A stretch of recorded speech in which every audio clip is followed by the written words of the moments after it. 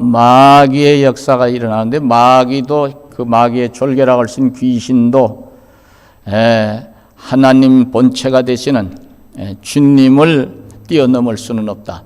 주님이 창조주이시기 때문에, 창조주이시기 때문에 만물을 당신의 발 아래 두시고 섭리하실 수가 있는 거예요. 따라서요, 모든 것을 생성시키고 소멸하게도 하실 수 있는 분이 하나님이신 줄로 아시기 바랍니다.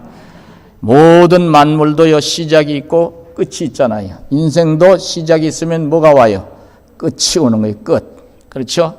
이걸 옛날 어느 노 가수는 종점이라는 말을 써요. 인생의 종점, 인생의 종착역이라는 노래도 옛날 노래는 있었어요.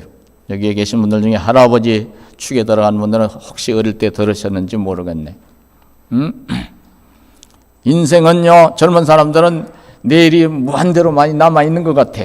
그런데 우리 마당에 있는 감나무의 감이 한여름을 지나면서 우수수 떨어지고, 가을 오기 전에 또 우수수 떨어지고, 몇 개 안 남았네. 그나마 손이 자라가는 데는 추수감사 주일날 여기다 좀 올려놨으면 좋겠다. 망을 씌워놨더니 새들이 못 찍어 먹게. 사람이 망을 터져놓고 어젠가 오늘인가 싹 놨다 갔네. 그래서 사람에 의해서도 또 떨어지고, 그러니까 감 떨어지듯이. 그래서 생감이 떨어지는 걸 보고, 덜 익은 생감이 떨어지는 걸 보고, 또 다 익은 홍시가, 까치가 와서, 까마귀가 와서 또 직박구리 얘기는 와가지고 톡톡 쪼다보면 툭 떨어져. 그걸 보고 옛날 어른들이 뭐라고 그랬어요? 생감만 떨어지는 것이 아니라, 영감만 떨어지는 것이 아니라 생감도 떨어진다고 그랬잖아요. 생감. 따라서요, 나이 든 사람만 순서대로 세상을 떠나가는 것이 아니라, 이 세상에서 떨어져 나가는 것이 아니라 생감되는 젊은이들도 어린 사람들도 떨어져 나갈 수가 있다 이 말이에요. 그렇기 때문에 내일 일을 우리가 알아요, 몰라요? 모르는 거예요. 일제 때 독립운동하면서 신앙을 사수하는 가운데 많은 사람들의 감동을 줬던 저 안희숙 여사 같은 분이 지은 찬송, 내일 일은 난 몰라요, 하루하루 살아요, 불행히에 나 여행함도 내 뜻대로 못해요.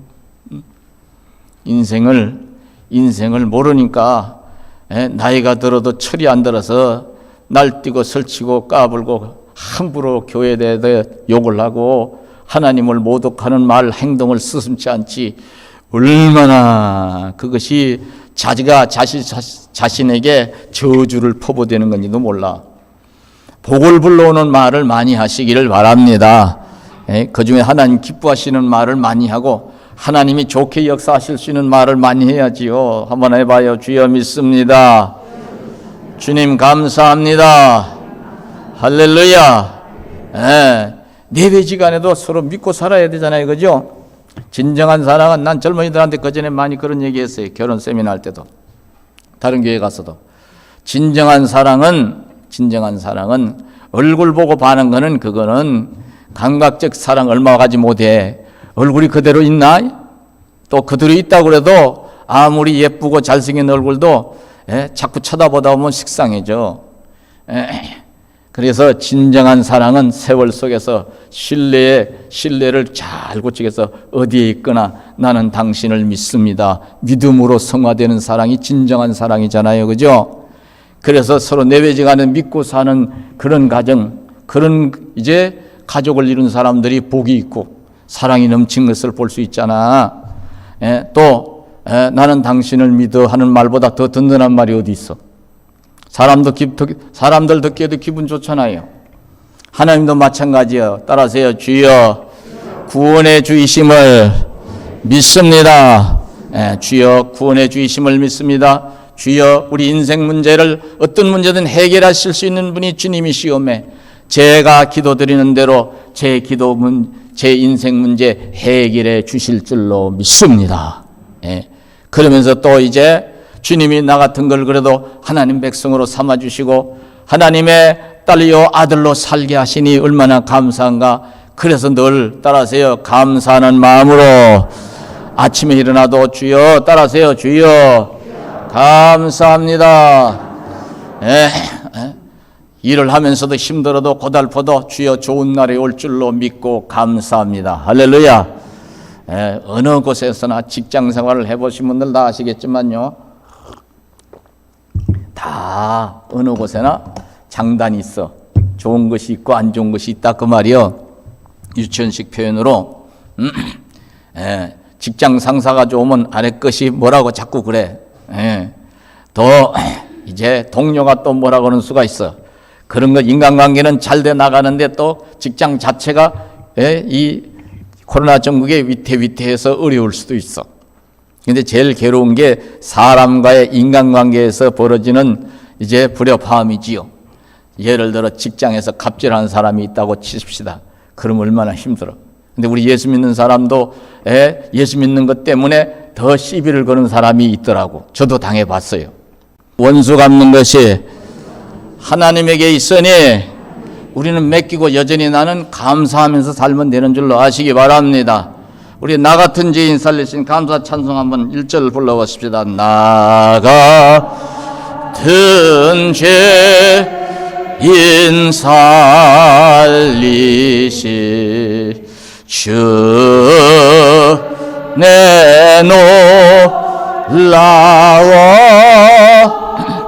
잃었던 생명 찾아고 광명을 얻었네. 아멘. 감사하는 거예요. 감사하는. 그리고 우리는 이렇게 감사하는 마음으로 할렐루야가 하나님을 찬송하잖아요. 따라하세요. 날마다 찬송하면서 인생을 살아가야 되는 거예요. 왜 이렇게 살아간다고요? 따라하세요. 우리에게 구원의 은총을 주시고 삶의 날들 속에서 고달픈 인생 문제가 있을 때마다 우리가 기도하는 것을 통해 그 인생 문제에 개입하셔서 안 될 일은 막으시고 될 일은 열어주시고 내 힘으로 안 되는 건 주님의 능력으로 해결해 주시고. 할렐루야. 그러니까 우리 예수 믿는 사람은요, 믿음만 잘 세우면은 요새 우울증 환자가 참 많아요. 보면 또 두 번째로 많은 게 불안신경증에 시달리는 분들이 많아. 불안신경증에 애들이 지독하게 시달리게 되다 보면 강박신경증이 돼요. 막 이렇게 울었더니 틱장에도 오고 이 손톱 물어뜯는 사람이 있어. 어떤 사람은 자꾸 발 뒤꿈치를 뜯어내는 사람이 있더만. 나이 든 어른이 자꾸 그러길래 제 앞에 와서도 자꾸 뭘 발 뒤꿈치 양말 신어서 뜯더니 아니 왜 그래? 그랬더니 버릇이 그렇게 드러나면 죄송해요. 또 한참 있다 또 뜯어내. 또 왜 그러냐 했더니 나이가 들어도 그러더라니까. 그게 불안장애의 한 행동이에요. 에이구, 참 불쌍하죠, 인생들이요. 이게 주님이 우리가 이 세상에서 자칫 마음 관리 잘못하면요, 불안해하고 근심해하고 괴로워하는 것을 아시기 때문에 366번이나 너희는 마음에 근심하지 말라, 두려워하지 말라고 말씀해놨어. 따라서요, 날마다 근심하지 말라고. 근데 그게 잘 안 되잖아. 그죠? 믿음 떨어져도 안 되고, 그죠? 내가 감당하기 어렵다 하는 생각이 순간적으로는 겁이 들컥 나잖아. 어떡하지? 그런데요, 우리는 그런 문제까지라도 하나님께 맡길 수가 있으니, 그걸 기도했더니 해결해 주네. 그러니까 한번 해결했으면 다시 나 해결 안 해주시나? 그거 아니에요. 또 10년 전에, 5년 전에, 1년 전에 문제 해결했는데, 또 문제가 생겼네. 그러면 아유, 또 문제 생겼네. 걱정할 일이요, 옛날 일을 생각하고 믿습니다 할 일이요.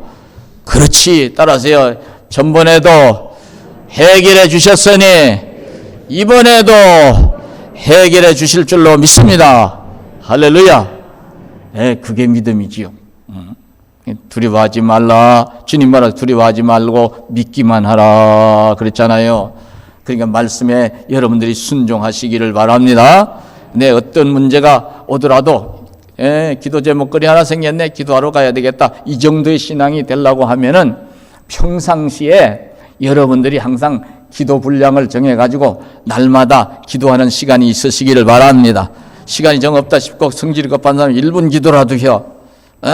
5분 기도하면 더 좋고 30분 기도하면 더 좋지. 아침에 기도하는 걸로 끝나지 말고 아침에 기도하는 것도 좋지만 저녁에 또 기도하는 것도 좋지. 저희 두뇌회는요 코로나 생기고 조금 이제 더문더문 하는데 항상 이날 평생에 쭉 살아오면서요 부부간에 기도해요. 부부간에 자기 전에 기도하고 자자이 이제 잘 시간 됐으니까 그 기도하고 자요. 뭔 일 있어도 같이 모여서 기도하자이. 결혼하기 전 형제들하고 명절 때마다 모이면은요 예배 드리면서 기도하고 할렐루야. 성직자가 됐으니 목사가 됐으니 하루에 몇 번씩 집에 있으면은요 제단에 나와서 기도해야지. 누가 또 편찮다 그러면 잘 지나가게 하옵소서 기도해야지. 나라 위해서 나라가 아직도 얼마나 정치꾼들이 편가르기를 해놨으면 아직도 저 광화문 광장에서는 편이 쫙 갈라져 가지고 날마다 난리를 치고 토요일마다 난리를 치네. 하나님이 이 땅에 이 조그만 땅덩어리에 좌우로 갈리고 뭐로 갈려가지고 얼마나 이간질을 붙여놨으면 모든 관계를 다 그냥 적대 관계로 만들어놓은 그런 사람 다음에는 절대로 그런 유형의 사람을 대통령으로 세우면 안 돼. 국회의원으로 세워도 안 돼. 이렇게 생각을 잘해보고 기도를 제대로 해보고 일꾼도 세울 수 있는 여러분들 되시기를 바랍니다. 제노사이드라고 하는 표현을 여러분들이 아시는지 모르겠어요. 인종학살, 집단적으로 인종학살을 한 것을 사회학적인 용어로 제노사이드라고 그래요. 인류 역사의 가장 악랄한 제노사이드가 여러 이제 사건이 있는데 그 중에 제일 악랄한 게 제2차 세계대전 때 저 독일의 나치스당의 총수였던 히틀러가 총통이 되면서 유대인들 말살 정책으로 아우슈비츠 52행 침이라고 그래. 폴란드어로. 거기에 제1포로 수용소, 제2포로 수용소, 독일 본토에도 수용소가 있었어요. 잡아다가 거의 500만이 넘는 600만에 가까운 숫자, 장애인들도 또 그 밖에 이제 자기네들이 영 불순하다 생각되는 사람도 잡아다가 가스실에 쳐놓고 죽였잖아. 근데 그 다음 이제 악랄하게 아주 잔인하게 사람을 집단적으로 학살한 걸로는 독일의 그 히틀러보다 더 악랄한 세력이 캄보디아에서 일어난 킬링필드라고 하는 이제 사건이 폴포트 정권이 폴포트가 불란서에서 공부하면서 사회주의자가 돼버려요. 사회주의자는요 사회주의 그 철학이 뭐냐면요 무신론이에요. 완전히 사회주의 안에 공산주의가 있는 겁니다. 소셜리즘 안에 커뮤니즘이 있는 거예요. 그러니까 사회를 완전히 뒤집어 엎어서 제대로 된 사회를 만들기 위해서는 폭력을 동원해서 물리적으로 해결해도 좋다 하는 극단의 그런 이제 생각을 가진 세력들을 사회주의 안에서의 극단의 세력들을 공산주의자들이라고 그래. 이게 공산주의자들, 우리나라에서는 남쪽에 살면서도 북쪽에 김정은이나 김정일이나 김일성이를 추앙하면서 김일성의 그 사상을 그대로 학습을 해가지고 공부를 해서 북쪽을 어쩌든 편들려고 그러고 북쪽 편에 서서 일하려고 그러고 남쪽에 살면서 누릴 건 다 누리면서 그런 사람을 주사파라고 그래. 김일성 주사파, 김일성 주체 사상파라고 그래. 근데 문제는 뭐냐면요, 공산주의 이제 사상을 가진 사람들은 속에는요 항상 자기가 권력을 마음껏 휘두를 수 있는 상황이 오면은요 폴포트처럼 자기 민족도 닥치는 대로 죽이는데 공식 통계로만 170만인데 200만이 넘는다고 그래요. 700만 명밖에 안 되는 인구에 200만 명을 죽이는데 어떻게 죽였느냐? 어린애들을 동원해서 죽이는 거예요. 자기 아버지를 아들이 죽이게 만들고 딸이 죽이게 만들고 그랬어요. 어떤 사람을 죽였느냐? 무식한 것들은 말을 잘 듣는데 유식한 것들은 잔머리를 굴려서 안 되겠다 그래가지고 공부 좀 했다 싶은 사람은요 싹 다 죽이는데 공부를 한 사람인지 안 한 사람인지 일일이 서류를 대조해 볼 수 없으니까 어떤 방법을 썼냐면 나중에 가서는요, 처음에는 성직자, 이 종교 계층에 있는 사람들, 종교인들, 스님들, 신부님들, 이런 분들, 저 캄보디아는 기독교, 개신교가 거의 없었으니까요. 그 다음에 싹 다 죽이고, 그 다음에 학교 선생님들 죽이고, 그 다음에 또 누굴 죽여? 이제 그래도 안 되니까 이렇게 보고, 야, 손 내밀어봐. 그래서 손이 맨질맨질하고 깨끗하면 너는 지식이냐? 아니에요. 그냥 관리했을 뿐이야. 지식이냐?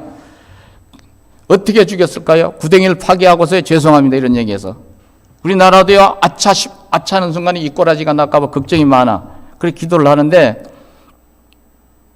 자기 스스로 구덩이를 파괴해.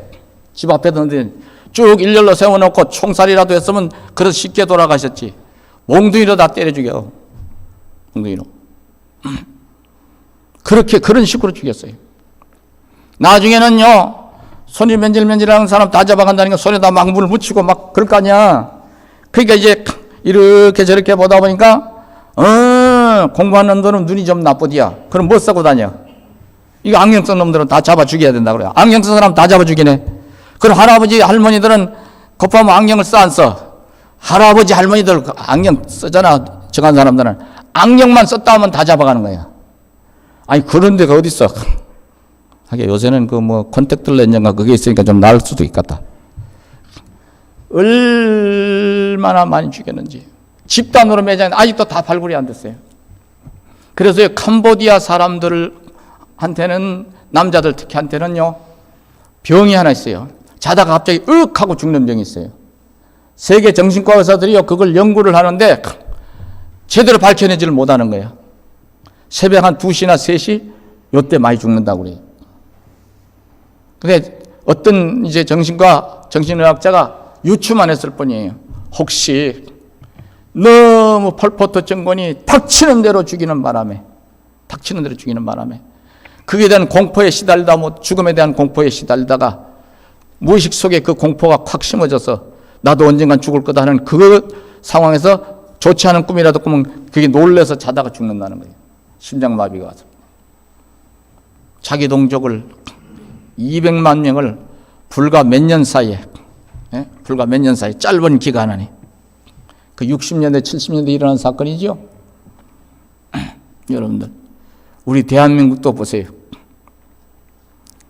북한 공산주의자들이, 김일성이 세력이 소련제 탱크를 등에 업고서 빌려가지고 남쪽으로 치달으면서 제일 먼저 내려와서 교회 다니는 사람들 싹 잡아다가 저 전라북도 저쪽, 신태인 쪽 거기에서는 우리 권사님, 이제 우리 집사님 거기서 오신 분 계셨는데, 교인들을 싹 잡았다. 이 반동 갓나 새끼들은 총알이 아까우니까 그냥 다 바다로 끌고 가자오. 그래가지고 줄줄이 다 목을 줄을 매고 묶어가지고 물이 싹 나갔을 때 바다 이제 물 들어온 한가운데까지 거기까지 다 끌고 가가지고 거기다 다 주저앉혀 놓고 돌을 묶어서 매달아 놓고, 그래서 익사를 시키기도 하고 그랬다고 그래요. 그 현장을 본 사람이 와서 얘기하더라도, 목사님요, 빨갱이들이 무서워요. 빨갱이라는 표현이 좀 그렇습니다만 빨간 게 나쁜 건 아니잖아요. 공산주의자들이 무서워요. 하나님이 없으니까.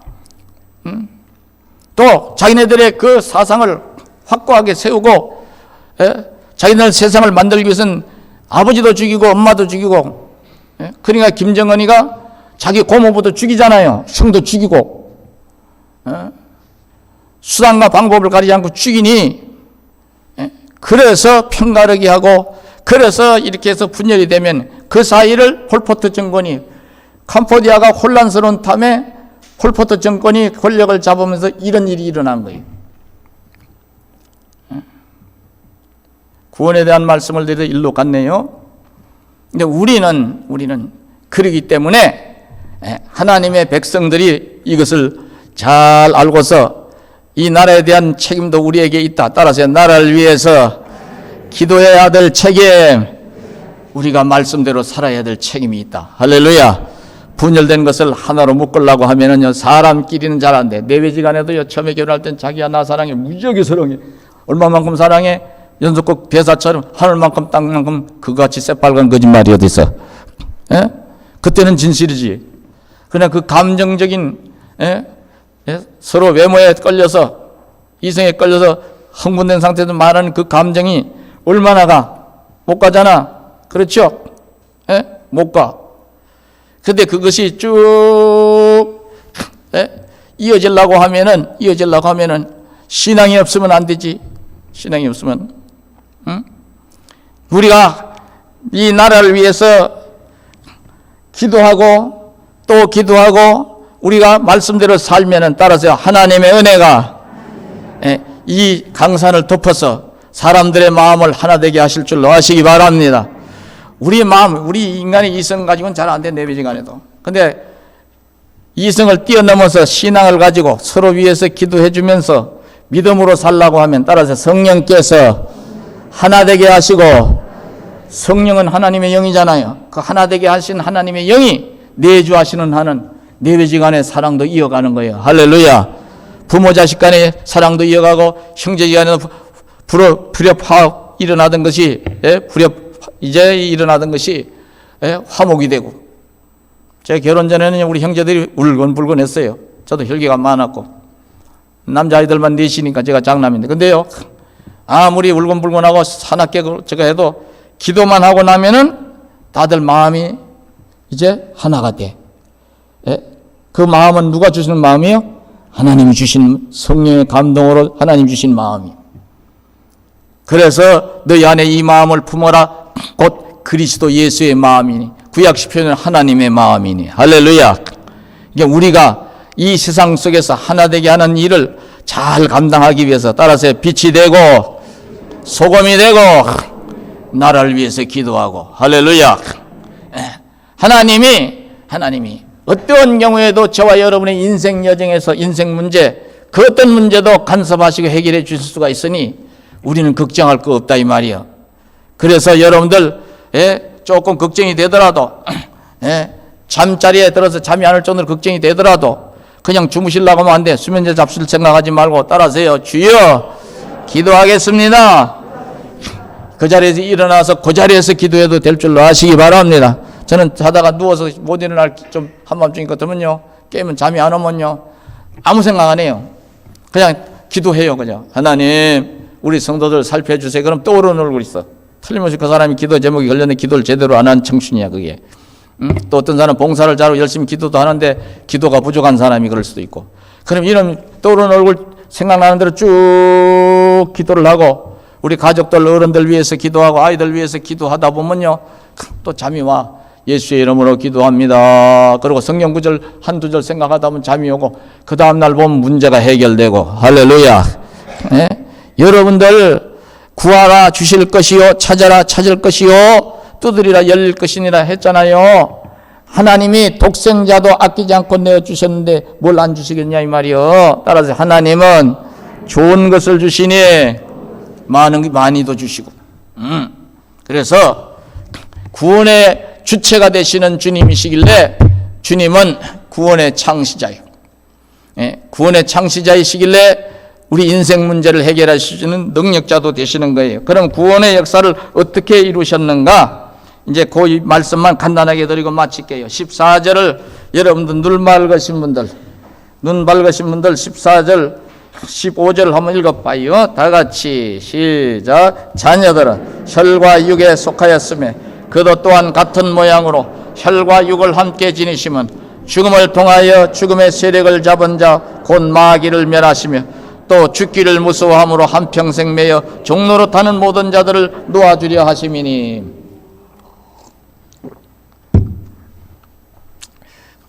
우리가 혈과 육을 가졌잖아요. 혈이라는 것은요 옛날 한문식 표현인데요, 우리 몸속에 피가 있잖아요. 3분의 1만 빠져나가도 죽습니다. 그죠? 우리의 생명이 피에 있다고 성경은 말씀하고 있어요. 육신은 우리 눈에 보이는 이 신체, 혈과 육을 가졌음에, 그죠? 하나님의 백성들, 하나님 창조하신 모든 인생들 혈과 육을 가진 존재들이며 우리를 구원하시기 위해서는 같은 모양으로 이 땅에 오셔야 했기 때문에 육신을 쓰시고 주님이 이 땅에 오셨다 이 말이에요. 구원을 창시하시기 위해서, 구원의 역사를 이루시기 위해서, 구원을 창조하시기 위해서 따라서 육신을 쓰시고 이 땅에 오셔서 그 다음에 죽음을 통하여, 그랬어요. 죽음을 통하여 십자가 위에 우리 죄값을 대신 짊어지고 돌아가시는 것을 통하여, 자청해서 돌아가셨죠. 자청해서. 안 돌아가시면 그만이요. 당신 마음이지. 우리를 너무도 사랑하셔서, 그래서 하나님이 세상을 이처럼 사랑하사 그렇죠. 독생자를 주셨으니. 그래서 이 말씀이 나오는 거예요. 목적은 뭐예요? 죽음의 세력을 잡은 자, 마귀의 세력을 멸하시고, 죽음의 종로로 타는 저와 여러분을 죽음의 종로로 타지 말고 죽음 앞에서도 자유인으로 살라고, 따라서 두려워하거나 걱정하지 말고 살라고. 할렐루야. 목사님 그래도 죽으려면 걱정이 되죠. 육신으로 생각에 빠지면 그래. 근데 우리는 죽는 걸로 끝나? 하나님 나라가 있어. 그렇지. 하나님 나라를 완성해 놓으시고, 너희가 인생의 과정에서 이제 육신으로 한 번 죽는 건 정한 이치지만은 죽음의 과정을 통해 하나님 나라로 들어가니 걱정하지 말라고. 그것을 보장하신 분이 우리 주님이세요. 따라서 주님이 대신 죽으심으로, 그리고 부활하심으로, 부활의 첫 열매가 되심으로 우리가 구원의 완전한 역사를 이루게 되었다. 바로 구원의 역사를 이루시는 과정 속에서 방법은 하나님의 본체가 되신 주님이 이 땅에 오셔가지고 육신을 쓰시고 오셔가지고 대신 우리 죄값을 담당하시는 것으로 구원의 역사를 이루셨다. 구원을 창시하셨다 그 말입니다. 그러니까 이 한 가지만 생각해도 우리는 평생에 감사를 해도 모자랄 줄로 아시기 바랍니다. 여기 16절에서 보면은요, 16절 17절 한번 읽어보십시다. 시작. 이는 확실히 천사들을 붙들어 주려 하심이 아니요 오직 아브라함의 자손을 붙들어 주려 하심이라. 그러므로 그가 범사의 형제들과 같이 되심이 마땅하도다. 이는 하나님의 일에 자비하고 신실한 대제사장이 되어 백성의 죄를 속량하려 하심이라. 반복되는 얘기죠. 구약에서는요, 백성들의 죄를 대신 속해주는 일을 전담했던 분들이 제사장들이고, 그 위에 대제사장이 있었죠. 근데 구약시대는 주님이 오시기 전이니까 정결한 짐승으로 하나님 정해놓으신 염소나 소나 양이나 이런 것들, 비둘기나 없는 사람은 갖다가 제사장이 주고, 제가 이런 죄를 졌습니다, 제사장님 제 대신 번제를 좀 들어주세요, 속죄제를 좀 들어주세요. 그러면 그 짐승에다 안수를 내. 김마무개 집사가 요런 죄를 짓고 요런 죄를 짓고 요런 죄를 짓다는데 이 짐승에게 전가시켜오니 주님이 받으시고 용서하소서. 그리고 그 짐승을 그 자리에서 보는 데서 잡아서 각을 뜨고 피를 쏟아내. 그 피를 제단에 뿌리면서 이제 죄를 속하는 일, 이것이 제사장이 하신 거예요. 구약시대에는 제사장들이 하셨다 이 말이요. 그런데 그 제사장 중에 제사장으로 고난으로 주님이 이 땅에 오셔가지고 당신의 몸을 들이시는 걸로 거듭 제물을 드릴 필요 없이 한 번으로 끝내시는 역사가 십자가 사역이에요. 따라서 십자가 사역은 한 번의 사역이다. 그렇기 때문에 여러분, 주님만이 우리의 죄를 사하실 수 있는 분이고, 주님만이 우리에게 완전한 구원의 역사를 주실 수 있는 분이고, 이게 사람들이 무슨 내가 구원자다 그러는데, 사람들이 구원자라는 말이 성경을 통해서 들다 보니까 그것이 거짓말이요 사실이요? 거짓말이죠. 그래서 사도행전 4장 12절에서 다른 이로서는 구원을 받을 수 없나니 천하 사람 중에 구원을 받을 만한 다른 이름을 우리에게 주신 일이 없음이라 하였더라. 따라서 사람 중에는 구원받을 만한 다른 이름을 주신 일이 없어요. 우리에게 주신 일이. 다른 이로서는 구원받을 수가 없다 그랬어요. 절에 가서요, 불공을 좀 드리고 스님들 독경서를 좀 듣다 보면 육신의 생각으로 여러분들 가라는 게 아니에요. 정신건강에는 좋을 것 같아. 그래도 뭔가를 믿고 산다는 이 자체는 우울증 예방에도 좋을 것 같아. 그런데 구원의 역사는 죽었다 깨나도 예수 그리스도를 구주로 믿어야 된다는 것이 성경의 가르침이고, 그렇기 때문에 이 예수님을 온전히 믿고 믿음을 세워 나가려고 하면 절로 가야 돼요, 교회로 와야 돼요? 교회로 와야 된다는 것이 성경의 가르침이요. 그러니까 여러분들 항상 하나님의 교회를 사랑하시기를 바랍니다. 주의 전을 사모하시라 그 말이에요. 저도 한때는 스님이 되려고 그랬던 사람이, 그래서 제가 불교 얘기를 하면 스님들 깜짝 놀라더라니까. 절에 다니는 사람들이 뭐라고 하면 그럼 한번 얘기해 봅시다. 예? 원시 불교 석가모니가 가르쳤던 깨달은 그 보리수 아래서 49일 동안 고행을 하면서 깨달았던 사성제부터 얘기합시다. 그러면 사성제가 뭐예요? 물어보는 사람이 태반이에요. 고진멸도의 사성제를 몰라요? 그러면서 뭘 전해 다닌다고 그래야? 스님들이 얘기하는 것만 가지고 얘기하지 말고. 예? 좋은 얘기지. 좋은 얘기 들어갖고 하나님 나라 못 가는 거야. 예? 예수님을 구주로 믿어야 하나님 나라 가는 거예요. 예수님도 요한복음 14장 6절에서 내가 곧 길이요 진리요 생명이니 나로 말미암지 않고는 아버지께로 올 자가 있다 없다? 없다 그랬어. 그러니까 여러분과 제가 때로 육신의 일 때문에 좀 고달퍼도 하나님의 전을 사모하고 주의 전에 나오는 것은 하나님 나라가 있기 때문인 줄로 아시기 바랍니다. 저 땅에 가는 길 험하여도 생명길 대나니 은혜로다. 할렐루야. 이제 결론을 맺으려고 합니다.